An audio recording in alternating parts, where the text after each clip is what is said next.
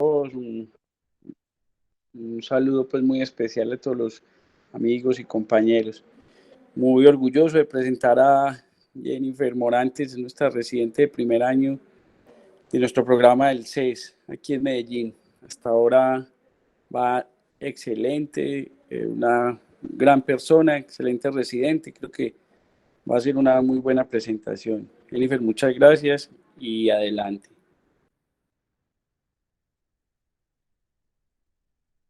Muchas gracias por la presentación, doctor. Bueno, me presento, mi nombre es Jennifer Morantes, yo soy feliz de cuidado intensivo pediátrico de la Universidad del CES y el día de hoy vamos a hablar sobre las emergencias oncológicas como el primer capítulo de este módulo. Entonces, como el contenido de la revisión, vamos a empezar con la definición de qué son las emergencias oncológicas, cómo es su epidemiología, cómo es su clasificación, y aquí vamos a hacer énfasis en el síndrome de lisis tumoral, para hablar un poco de la fisiopatología, cómo es el diagnóstico, y finalmente hacer como un enfoque de prevención y del tratamiento del síndrome de lisis tumoral. Entonces, ¿qué son las emergencias oncológicas? Son aquellas condiciones clínicas que se presentan como alguna complicación derivada de la propia neoplasia o durante su tratamiento que amenazan la vida del paciente y requieren un manejo emergente. Con respecto a la epidemiología, vamos a empezar con el cáncer infantil en general y a nivel mundial se ha descrito una incidencia de 15.000 sobre 100.000 pacientes, teniendo en cuenta que en los últimos años ha habido un aumento de la supervivencia de forma global asociado esencialmente a las diferentes modalidades de tratamiento y de diagnóstico, específicamente pues en el cáncer infantil. Ya hablando de las diferentes neoplasias, tenemos que las leucemias, los linfomas y los tumores del sistema nervioso central son las que más frecuentemente se presentan en esta población. Ya en Colombia, de acuerdo al Instituto Nacional de Salud, en el año 2020 se describieron 1.645 casos de cáncer infantil y de estos 1.498 también eran pues casos nuevos, con una incidencia general de 14.2 sobre 100.000 habitantes, viendo que había un aumento también progresivo en los últimos 5 años de los nuevos casos de cáncer infantil en Colombia. Esto pues relacionado también a la tasa de sobrevida que es mucho más alta, pero también a que a partir del año 2015 el cáncer infantil es de notificación obligatoria en el país, por lo que eso también se ha asociado a esta nueva, digamos, como aumento de los números. De los principales tumores tenemos las leucemias, de igual forma los tumores del sistema nervioso central y los linfomas en conjunto van a ser como el 63.7%, o sea, son los que más frecuentemente se presentan, y otros son los tumores de células germinales, el neuroblastoma y los tumores óseos. Ya hablando específicamente de las emergencias oncológicas, pues vamos a determinar aquellas que van a requerir en algún momento ingreso a una unidad de cuidado intensivo. Y estos datos de los que les voy a hablar son pues tomados de un estudio retrospectivo que se hizo en Estados Unidos entre el 2011 y el 2017, y ellos trataron de evaluar todas las causas y pues hacer como una aclaración sobre cuáles son las más frecuentes y su asociación con la mortalidad. Entonces ellos decían que en general cualquier paciente oncológico que requiriera un ingreso a UCI, cualquiera que sea la causa, aumentaba su mortalidad global hasta un 17.5%. Y las diferentes causas las englobaron en diferentes grupos. Entonces, en el primero hablaban del choque, específicamente el choque séptico, que podía ser hasta el 20% de las causas de ingreso, seguido de las alteraciones del sistema nervioso central, que ellos describían que era hasta el 22%, y dentro de las patologías que estaban asociadas a este compromiso estaba el estatus epiléptico, la hidrocefalia aguda y la hipertensión endocraneana.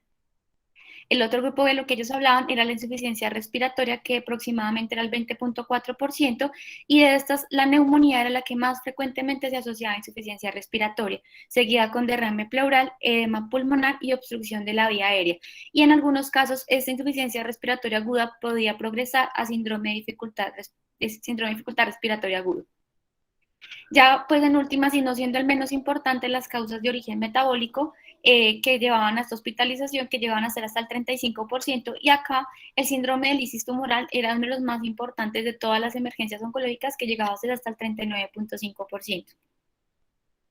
Ya específicamente hablando de la mortalidad, entonces las causas que comprometían el sistema nervioso central y la insuficiencia respiratoria eran las que más se asociaban a muerte en estos niños, aumentando en el primer grupo hasta 6.9 veces el riesgo de morir, y en los pacientes con insuficiencia respiratoria hasta 5.6 veces mayor mortalidad.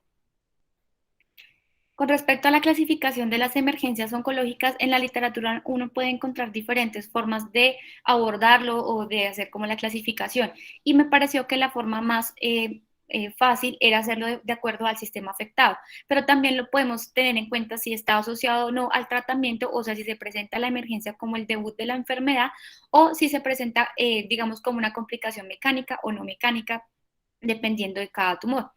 Entonces, como les decía, vamos a empezar con la clasificación enfocada en sistemas. Y en este caso lo vamos a ir en 5 grupos grandes, pues acá adicionalmente con las infecciosas, pero bueno. Entonces, las primeras son las emergencias neurológicas, las cardiotorácicas, abdominales, genitourinarias, metabólicas y las emergencias hematológicas. Entonces, en el primer grupo tenemos las emergencias cardiotorácicas y de igual forma lo vamos a clasificar dependiendo del órgano que se afecta dentro de la cavidad. Entonces, si empezamos con las cardíacas, tenemos que el taponamiento cardíaco y el derrame pericárdico son como las más frecuentemente asociadas a el compromiso propiamente del miocardio. A nivel pulmonar tenemos la hemorragia alveolar y el tromboembolismo pulmonar y la neumonía. Y ya el compromiso de las estructuras vasculares o de la vía aérea son generalmente secundarios a la presencia de masas mediastinales y en algunos casos a trombosis de los catéteres venosos centrales. Entonces, de estas masas mediastinales, las que más nos interesan en este grado son las que afectan el mediastino anterior o los que ocupan el mediastino anterior. Y de estas, pues tenemos que las más frecuentes es el linfoma, el teratoma, el timoma y las leucemias. Sin embargo, cualquier, digamos que no se localice en el mediastino anterior, sino sea en el medio o en el posterior, pero que llegue a comprometer la parte superior, o sea, el mediastino superior, también puede comprometer las estructuras vasculares o la vía aérea. Entonces, teniendo en cuenta estas, como este grupo general, vamos a hablar de 2 enfermedades. Una es el síndrome de vena cava superior, que es la enfermedad cardiovascular, digámoslo así, más frecuentemente asociada a las masas mediastinales, y la obstrucción de la vía aérea, que puede ser de la vía aérea superior o inferior, dependiendo de la localización del tumor, que te puede presentar en cualquiera de las masas mediastinales, pero como les digo, la más frecuente es la anterior. Y la asociación entre estas dos entidades, que es el síndrome de vena cava superior y la obstrucción de la vía aérea, se denomina el síndrome mediastinal superior. De las emergencias neurológicas también las vamos a dividir en 2 grupos. Entonces, las que afectan propiamente el encéfalo, y acá tenemos la hipertensión endocraniana, la herniación, pues que puede llevarnos a herniación cerebral, la encefalopatía posterior reversible, las hemorragias intracerebrales y los accidentes cerebrovasculares que son secundarios a la leucoestasis, y también el estado epiléptico, pues de la causa derivada. Y tenemos también lesiones que pueden comprometer la médula espinal, y acá se denomina como el síndrome de compresión medular, que realmente esto es una verdadera emergencia, porque si se realiza un tratamiento oportuno y un diagnóstico temprano, pues esto puede evitar que se presente la lesión neurológica permanente secundaria a esta compresión. De las emergencias abdominales, realmente las más frecuentes son 4, empezando con la perforación intestinal, que puede ser secundaria a la administración de corticoides o por la propia infiltración tumoral, la intususcepción, que cualquier niño que sea mayor de 2 años que se manifieste con una intususcepción, siempre debemos sospechar una lesión tumoral como la causante de esta entidad, la obstrucción intestinal, que puede ser propiamente por la lesión tumoral o por alguna complicación derivada del tratamiento de la misma, o la pancreatitis por medicamentos, y en este caso la de la asparaginasa es como de las más relevantes que pueden cursar con este cuadro. De las emergencias genitourinarias las vamos a dividir también en 3 grupos, y esto depende de en qué punto se origina la lesión y que va a afectar la función renal propiamente.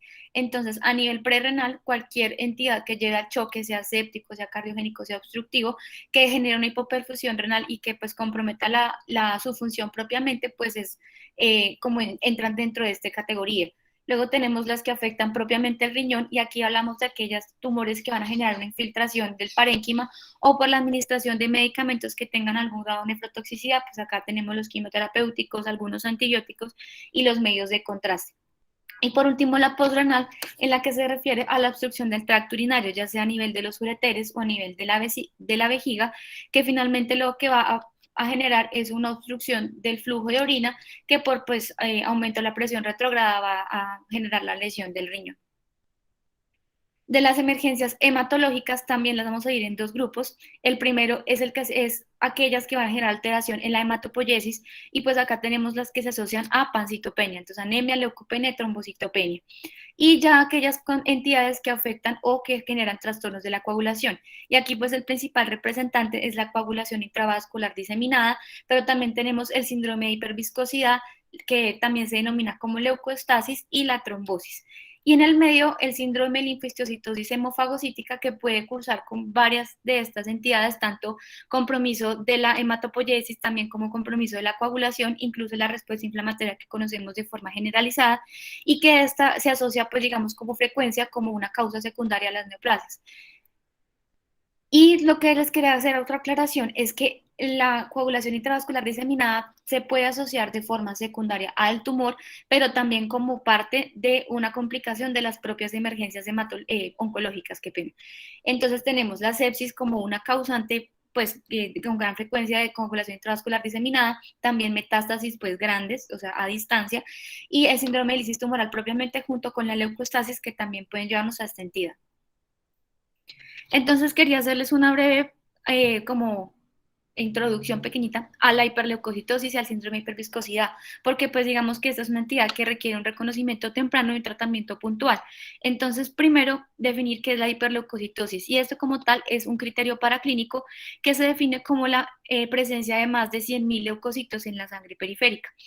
Entonces, hablando propiamente de la hiperleucocitosis, se puede presentar tanto en la leucemia mieloide como en la linfoide, y en la mieloide se presenta aproximadamente entre el 5 al 22%, y en la linfoide entre el 9 y al 13%.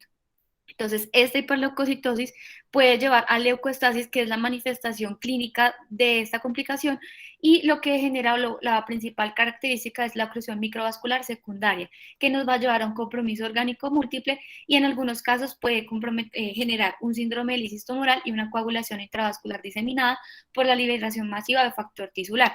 Entonces, hablando específicamente de la leucoestasis, las leucemias mieloides son las que más se asocian a esta complicación, porque los mieloblastos son mucho más grandes, tienen mayor adherencia al endotelio y tienen menor deformabilidad.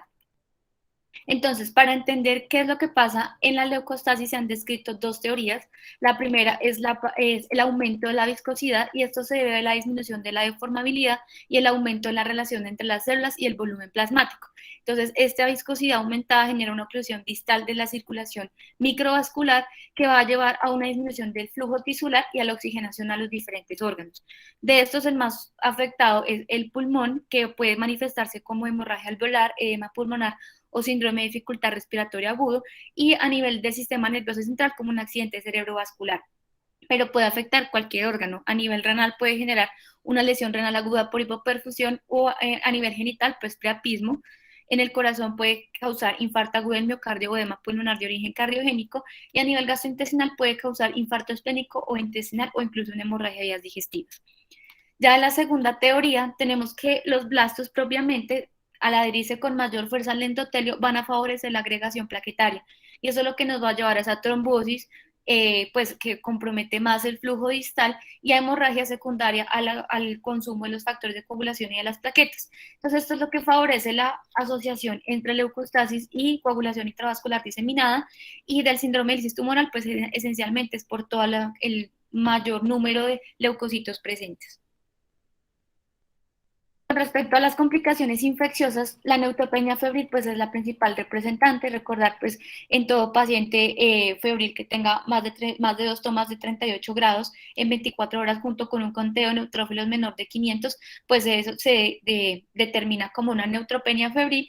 Y una complicación de esta propiamente es la colitis neutropénica, en el cual tenemos un paciente que tiene una barrera intestinal que va a estar lesionada, ya sea por la propia enfermedad o por secundario al tratamiento pues quimioterapéutico, que va a favorecer que los microorganismos que se encuentran dentro de la luz intestinal se trasloquen hacia la pared y pues generar la respuesta inflamatoria secundaria con la inflamación y posteriormente el riesgo de perforación colónica, que es lo que se asocia a la alta mortalidad pues de esta entidad. Y finalmente, las emergencias metabólicas, como les decía, el síndrome de lisis tumoral es de las más frecuentes, y es lo que vamos a continuar hablando en el resto de la presentación. Entonces, hay unas emergencias, como les decía, se puede clasificar dependiendo del sistema, pero quería hacer como una pequeña aclaración sobre las que se relacionan con el tratamiento. Y como vemos en la tabla, hay múltiples medicamentos que se pueden asociar a eventos adversos diferentes, pero quería hacer énfasis en dos. La cardiotoxicidad, que se asocia a las antraciclinas, como la daunorubicina y la doxorubicina, y la pancreatitis asociada a la L-esparaginasa. y esencialmente es porque digamos que la administración de estos medicamentos debe hacernos siempre pensar que hemos de un seguimiento de estas complicaciones por su alta asociación.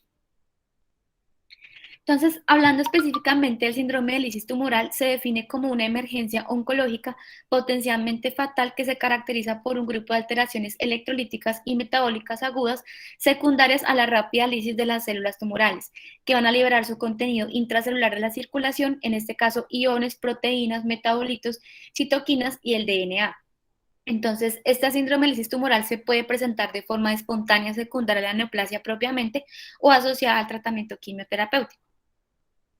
Entonces, ya hablando de la epidemiología, el síndrome de lisis tumoral se puede presentar entre el 4.4 a 53,6% de las neoplasias hematológicas. Y esto va a variar dependiendo si es o no sintomática y dependiendo del tipo de neoplasia. Entonces, se describe que hasta el 15.9% de los pacientes que cursan con síndrome de lisis tumoral van a ser sintomáticos. Y de acuerdo a la neoplasia, las más frecuentes o las más de alto riesgo, digámoslo así, son las leucemias linfoides, que pueden ser hasta un 26.4%, el linfoma de Burkitt hasta un 19% y la leucemia mieloide hasta un 14.7%, llevando una mortalidad que puede ser hasta el 21% dependiendo del grado de severidad. Entonces, de la fisiopatología vamos a empezar desde el proceso inicial, o sea, desde que se presenta la célula tumoral hasta cómo se va a relacionar clínicamente cada una de las alteraciones metabólicas. Entonces, tenemos unas células que realmente son anormales, como sabemos, tienen una capacidad de proliferación muy alta y a la vez como se proliferan de forma tan rápida, también ellas tienen una vida media más corta. ¿Eso qué quiere decir? Que tienen un recambio celular muy, muy, muy rápido, que de forma secundaria ese recambio va a permitir que haya liberación de todo el contenido intracelular a la circulación, hasta que en un punto la producción de esos metabolitos va a superar la capacidad de eliminación renal hasta llevar a un punto de acumulación. Entonces, ¿cuáles electrolitos o cuáles metabolitos se van a acumular y los que más se asocian al síndrome de lisis tumoral? Entonces, el potasio es uno de los más importantes y la hipercalemia es la primera manifestación de este síndrome. Se da hasta en las primeras 6 horas desde iniciada la patología y es el que más repercusión clínica tiene, ya que la cardiotoxicidad pues, secundaria a la hipercalemia es la que se asocia más a la mortalidad en el síndrome de lisis tumoral. El fósforo es el otro electrolito importante en esta patología, ya que las células tumorales tienen hasta 4 veces mayor contenido de fósforo que lo requieren para su reutilización, para el recambio. Y aquí la importancia es que él tiene capacidad de quelar el calcio y formar cristales de fosfato cálcico, que finalmente es lo que nos va a llevar a esa hipocalcemia. El DNA es otro metabolito que es importante y en este caso las purinas, como la adenosina y la guanina, van a metabolizarse a xantinas e hipoxantinas y estas se van a transformar en ácido úrico, que es el que finalmente va a generar la sintomatología. Y las citoquinas, que también van a estar muy aumentadas, van a generar lo que se llama la tormenta de citoquinas, y esta es la que nos va a llevar finalmente a la coagulación intravascular y a la disfunción orgánica múltiple secundaria a la lisis tumoral. Entonces, ya con la correlación clínica, el potasio, como sabemos, pues tiene un potencial arritmogénico y lo que vamos a observar clínicamente son las anormalidades en el electrocardiograma, que está relacionada directamente con el grado de hipercalemia. Entonces, ante mayor severidad, pues van a ser, digamos que van a progresar las lesiones en el electro. Entonces, la primera es la presencia de ondas tepicudas, seguido de la prolongación del QRS y del PR, seguido de una morfología de onda sinusoidal, que finalmente va a llevar a la taquicardia ventricular, fibrilación ventricular y que lo que va a llevarnos al paro y la muerte en estos pacientes. Sin embargo, las manifestaciones cardíacas no son las únicas que se asocian a la hipercalemia. También tenemos la debilidad muscular y las parestesias como otra sintomatología. El fósforo puede tener manifestaciones neurológicas como la presencia de letargia y convulsiones, pero también puede tener diferentes manifestaciones gastrointestinales como náuseas, vómito y diarrea. Pero acá otro aspecto importante del fósforo es, como les decía, la capacidad de formar de cristales de fosfato cálcico, que lo que nos va a llevar finalmente es a la hipocalcemia, que puede perpetuar y aumentar el riesgo de manifestaciones electrocardiográficas asociadas a la hipercalemia y pues mayor riesgo de arritmia y de paro. La hiperuricemia, y en este caso aquí la importancia es que el ácido úrico tiene una baja solubilidad en la orina, específicamente a un pH menor de 5. Y este pH es mucho más bajo en los túbulos colectores y en el túbulo contorneado distal. Las xantinas, de igual forma, también ante un pH de alcalino también se pueden precipitar y generar lo que se llama la nefropatía obstructiva. Y estos cristales de fosfato cálcico, de igual forma, ante un pH alcalino, también se van a precipitar y van a favorecer la nefropatía obstructiva. Como vimos, el riñón es el que más sufre en el síndrome de lisis tumoral y lo puede hacer tanto por la nefropatía por cristales, que puede ser por uratos, por xantinas o por la nefrocalcinosis propiamente, o por de otras condiciones asociadas también a la lisis tumoral que nos van a llevar a una disfunción renal. Y esto generalmente se debe a la tormenta de citoquinas que se puede presentar en estos pacientes. Y puede generarse una pérdida de la autorregulación renal, vasoconstricción renal e inflamación, choque con hipoperfusión renal y la disfunción orgánica múltiple que nos van a llevar finalmente pues al compromiso de este órgano. Entonces, ¿qué es lo importante con el riñón? Que él es el principal órgano, digamos, que se encarga de la eliminación de todos estos metabolitos. Y si hay un deterioro de la función renal, pues va a empeorar la acumulación, a empeorar la alteración metabólica y electrolítica y pues esto va a favorecer que la severidad del síndrome de lisis tumoral pues sea mayor en cada caso. Entonces, ¿cómo vamos a hacer el diagnóstico? Y este lo vamos a hacer enfocado en dos partes. Entonces, obviamente tenemos que identificar los trastornos electrolíticos y sus complicaciones. ¿Y cómo lo vamos a hacer? Por medio de la clínica, esencialmente pues condiciones que se asocian a esos trastornos electrolíticos o las complicaciones derivadas, como los espasmos del carpo, los signos de Chopstead y Trousseau, que son asociados a hipocalcemia, los signos de uremia como alteración del estado de conciencia, letargia o prurito, y la sobrecarga hídrica y la oliguria, pues ya asociadas a la insuficiencia renal. Y tenemos las alteraciones paraclínicas y en este caso pues estos son las recomendaciones para poder establecer el diagnóstico. Entonces la presencia, la toma de electrolitos pues esencialmente potasio, calcio y fósforo, pero también se puede tomar sodio y magnesio, parcial de orina, LDH para establecer el riesgo, ácido úrico, electrocardiograma, función renal común y creatinina. Entonces, este diagnóstico se va a basar de acuerdo a los criterios de Cairo and Bishop, que es un sistema que se estableció para poder identificar las alteraciones clínicas y paraclínicas del síndrome de lisis tumoral. Y esto se hace en los 3 días previos al inicio de la terapia hasta 7 días después de la misma. Y los criterios se van a dividir en dos, en paraclínicos y en clínicos. Entonces, con respecto al paraclínico, se considera que es positivo cuando hay 2 o más de las siguientes alteraciones: un ácido úrico mayor de 8, un potasio mayor de 6.000 equivalentes, un fósforo mayor de 6.5 miligramos de cilitro y un calcio menor de 7 miligramos de cilitro. Y ya el compromiso clínico, el criterio clínico se define como que haya un criterio de laboratorio alterado de los que hablamos previamente junto con un criterio clínico. Y estos clínicos son la presencia o de algún compromiso de los órganos principalmente afectados en el síndrome de lisis tumoral. Entonces, a nivel renal, pues que haya oliguria, anuria o elevación de la creatinina más de 1.5 veces el valor basal. A nivel neurológico, que hayan convulsiones. Y a nivel cardíaco, que se asocia a arritmias cardíacas o muerte. Entonces, después de establecer cómo es el diagnóstico, vamos a evaluar el riesgo, porque si nuestro paciente no cumple los criterios de diagnóstico, debemos determinar en qué riesgo se encuentra para poder establecer las estrategias de prevención y el seguimiento que le vamos a hacer a cada uno. Entonces, esta estimación del riesgo se va a hacer en base a las características clínicas del paciente, a las características del tumor y a las condiciones relacionadas con el tratamiento propiamente. Y de acuerdo a esto se va a clasificar en riesgo alto, intermedio y bajo. Entonces, con las características del tumor, lo primero son qué tumores son los que más se asocian a lisis tumoral. Entonces tenemos las leucemias, tanto el linfoide como mieloide, el linfoma no Hodgkin como el de Burkitt, y la presencia de hiperleucocitosis mayor de 100.000 son las que más riesgo tienen. Luego tenemos que haya una alta carga tumoral, o sea, tumores grandes, más de 10.000 centímetros, o que haya metástasis, o neoplasias quimiosensibles como el neuroblastoma o los tumores de células germinales, o aquellos que requieran o que tengan en tratamiento una terapia biológica dirigida, o que tenga una tasa de proliferación muy alta con una LH mayor de 2 veces. Luego hablamos de las características del paciente. Entonces, si hay un diagnóstico previo de nefropatía o uropatía obstructiva, que coexistan con condiciones que puedan empeorar la perfusión renal, como la deshidratación y la hipotensión, que haya una hiperuricemia preexistente o que se le administren medicamentos que aumenten el ácido úrico, como los diuréticos tiazídicos, adrenalina, teofilina, cafeína o cisplatina.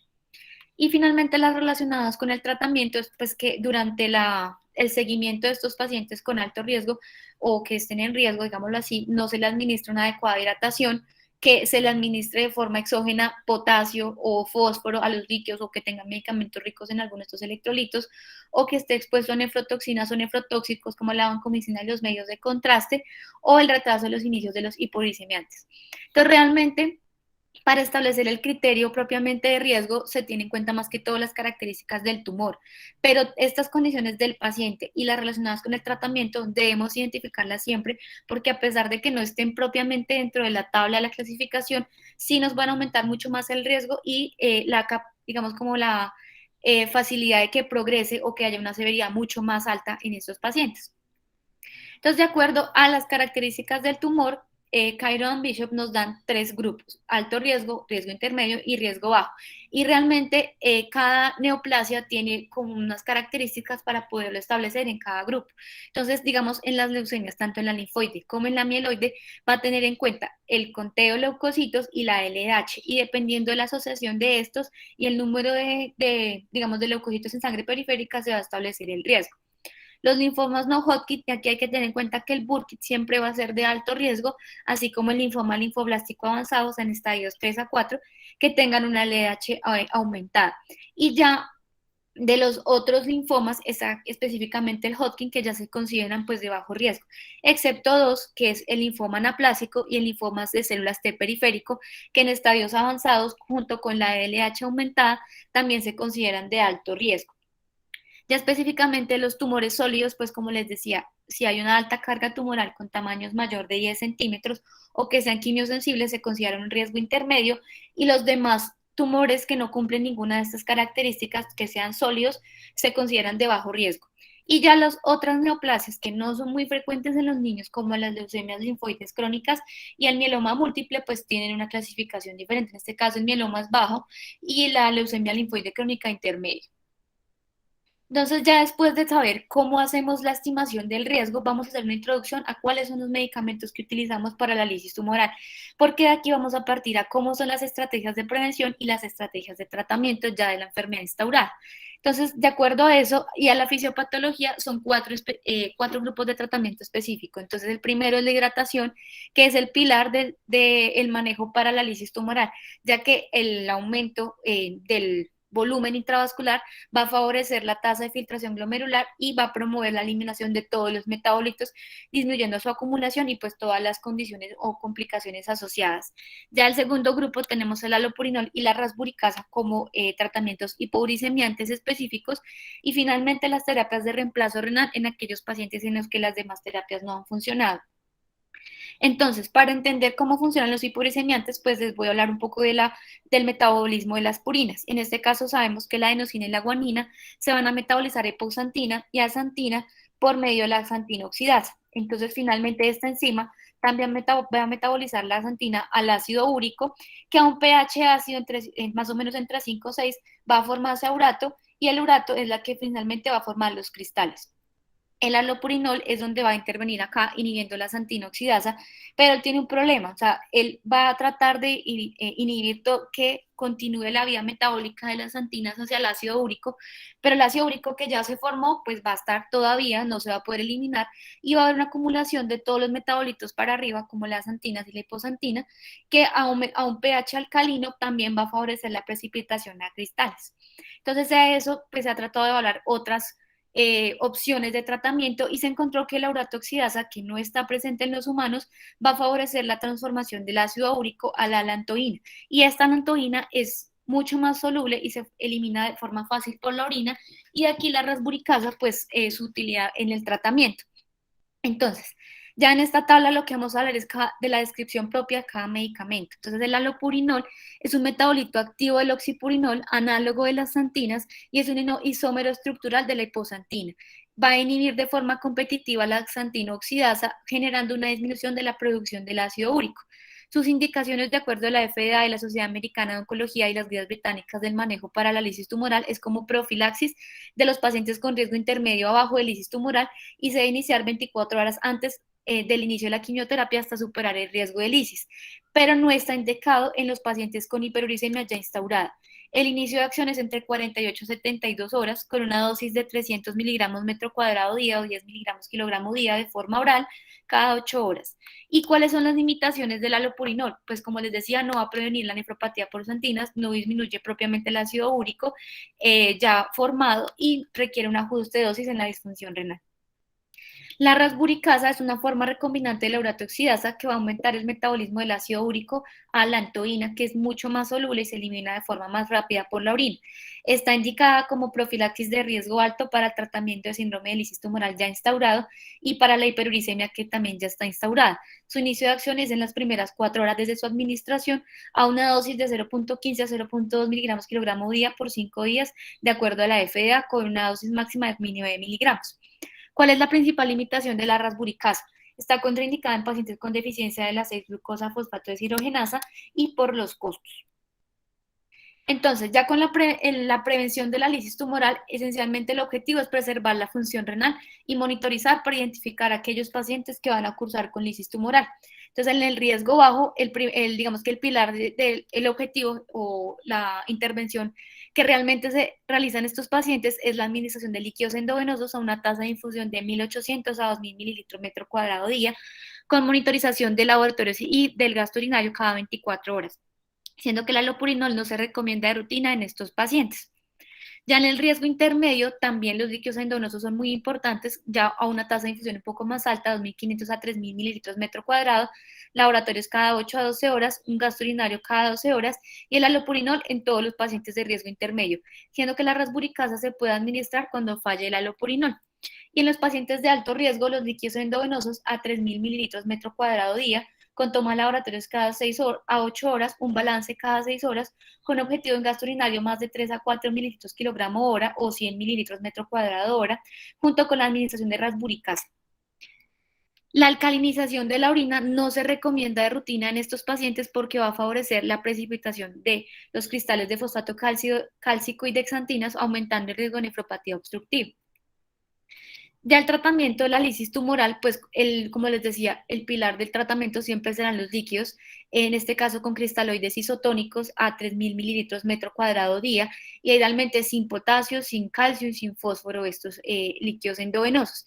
Y la ventaja de la administración de los líquidos es que va a favorecer la dilución del ácido úrico, evitando la precipitación y va a favorecer el flujo sanguíneo renal, eliminando pues los metabolitos acumulados.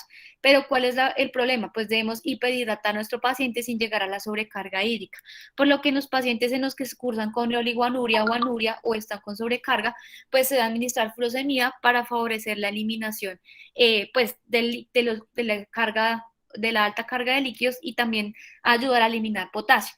En este caso debemos tener precaución con la furosemida en los pacientes con deshidratación porque pues esto puede favorecer una hipoperfusión y empeorar la precipitación y el riesgo de disfunción renal y está contraindicada en pacientes con neuropatía obstructiva e hipovolemia. Ya las diferentes alteraciones metabólicas electrolíticas del síndrome del cisto tumoral se van a tratar dependiendo si son o no sintomáticos y el grado de severidad de cada una de estas. Entonces, en la hiperfosfatemia, si es asintomática, debemos evitar la administración de fósforo exógeno y son sintomáticos teniendo en cuenta que la hipocalcemia como una manifestación clínica de la hiperfosfatemia, dos estrategias de tratamiento. Una puede ser el hidróxido de aluminio, pero aquí se queda un poco corto porque solo va a evitar la absorción del fósforo y los quelantes propiamente como el sevelamer, que sí él nos va a ayudar a disminuir el fósforo sérico. Ya con la hipercalemia, esto va a depender del grado de severidad. Digamos que las recomendaciones son similares al tratamiento de hipercalemia normal, sino que aquí la única recomendación es que en los pacientes que tengan hipocalcemia, perdón, que sean sintomáticos y que se administre gluconato de calcio como tratamiento de la hipercalemia sintomática, la dosis es un poco más baja, entre 100 a 200 miligramos kilogramo dosis. Ya propiamente de la hipocalcemia, si es asintomática, no se realiza reposición y si es sintomática, se recomienda la administración de gluconato de calcio, también a una dosis mucho más baja, de 50 a 100 miligramos kilogramo dosis. Esto pues porque si administramos unas dosis más altas de calcio, podemos favorecer la formación de cristales de fosfato cálcico. Y para eso hay que tener en cuenta una ecuación que es el producto calcio-fósforo, que si este es mayor de 60, hay mucho más riesgo de precipitación de cristales de fosfato cálcico, no solamente en el riñón, sino en los diferentes tejidos. Ya en la hiperuricemia, digamos que los líquidos, como hablamos previamente, y la rasburicasa es como el tratamiento principal. Y acá quería hablarles un poquito de la rasburicasa porque este es, digamos, como de los más importantes del tratamiento de la lisis tumoral, pero tiene como unas connotaciones puntuales. Lo primero es que es costosa. En Colombia la presentación viene en una caja de 3 viales que cuesta aproximadamente 1 millón de pesos y que por tratamiento se pueden requerir incluso hasta más de 6 o 9 viales dependiendo de la dosis por día, por lo que está muy limitada su administración específicamente en hospitales o en centros de bajos recursos. Adicionalmente, que las dosis repetidas pueden favorecer el riesgo de hipersensibilidad, por lo que se han descrito protocolos de una dosis de rasburicasa. Y de ahí se han descrito múltiples estudios, digamos que esto es como una evolución de los diferentes análisis sobre el protocolo de una dosis de rasburicasa. Y en el 2011 fue donde primero se trató de establecer si funcionaba o no, comparándolo con el protocolo de 5 días y se comprobó que era efectiva. Posteriormente se realizó otro nuevo estudio, pero teniendo en cuenta ya la dosis de 3 miligramos de rasburicasa y en este caso fue efectiva en disminuir el ácido úrico a menos de 7 miligramos de cilitro con una efectividad de 72%. Ya en el 2012 se volvió a confirmar que efectivamente la dosis de 3 miligramos servía como profilaxis en pacientes de alto riesgo y ya en el 2013 se hizo un metaanálisis en adultos donde se confirmó nuevamente que sí servía y que se podía continuar con protocolos de una dosis. Ya en los niños estaba un poco más discutido, no se sabía bien la dosis, por lo que en el 2017 se hizo un análisis también prospectivo donde se evaluó la dosis de 6 miligramos versus la de 5 días en niños y que se comprobó que era efectiva hasta en un 89%. Entonces de ahí pues busqué este metaanálisis que fue en el 2016, que de igual forma trató de evaluar la dosis específica ya por kilo en los niños de 0.15 miligramos por kilo y se estableció que era efectiva y que incluso había una reducción del hasta el 50% en los costos, junto con otro estudio que fue no retrospectivo en el 2020, que de igual forma comprobó que sí, la dosis de 3 miligramos en niños servía de una efectividad hasta el 92% y ahorraba incluso hasta $36,419 en el tratamiento. Y finalmente, algo que me pareció mucho más útil para nosotros son las dosis bajas de rasburicasa, y este fue un estudio prospectivo en el 2020 a dosis de 0.05 miligramos kilogramo dosis, que como administración en profilaxis y tratamiento había una reducción significativa en las primeras 24 horas y que se mantenía por 72 horas pues continuos, con una efectividad hasta el 94% y una reducción de costos hasta el 95%, por lo que se puede concluir que en países con recursos limitados la rasburicasa en dosis bajas se puede administrar en dosis única con una buena efectividad entre el 72 al 85% para disminuir los niveles de ácido úrico en pacientes de alto riesgo o con síndrome de lisis tumoral ya instaurado. Ya propiamente las indicaciones de terapias de soporte renal, pues las que ya conocemos, pues las recomendaciones, una de las diferentes guías es la presencia de sobrecarga hídrica refractaria, hipercalemia, hiperuricemia refractaria al tratamiento, acidosis metabólica grave asociada y la hiperfosfatemia con un producto calcio-fósforo mayor de 70. La modalidad de elección es la hemodiálisis y en este caso no se recomienda la diálisis peritoneal porque la efectividad para depurar estos metabolitos es muy baja. Ya para finalizar, específicamente la hiperleucocitosis y la leucoestasis, como les decía, la leucoestasis es una enfermedad que tiene una alta mortalidad, que requiere un tratamiento oportuno y que se va a dividir en unas medidas generales y unas medidas de citorreducción.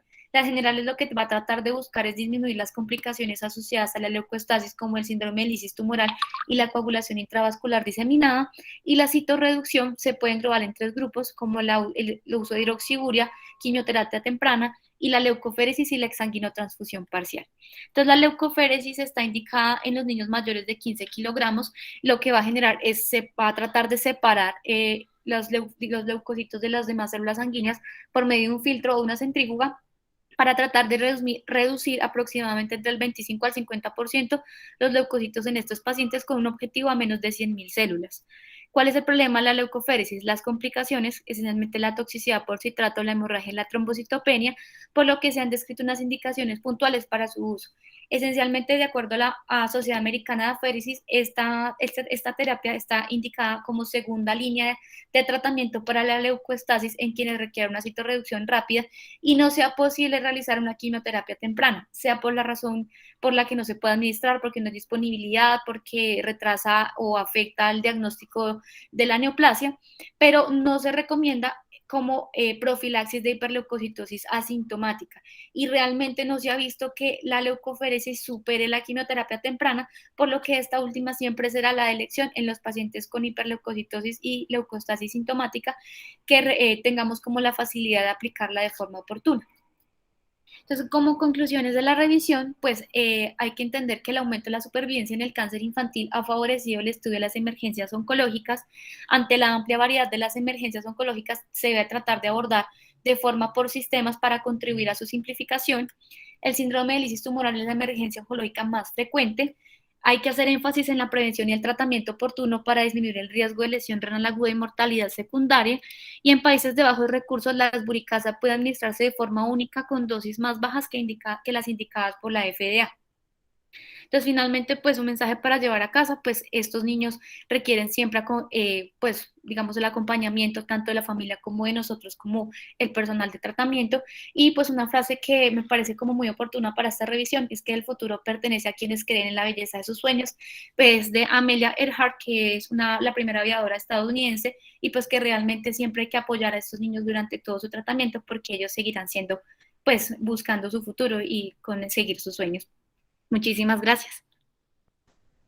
Jenny, muchísimas gracias por tu presentación, muy bonita, muy bien desarrollada.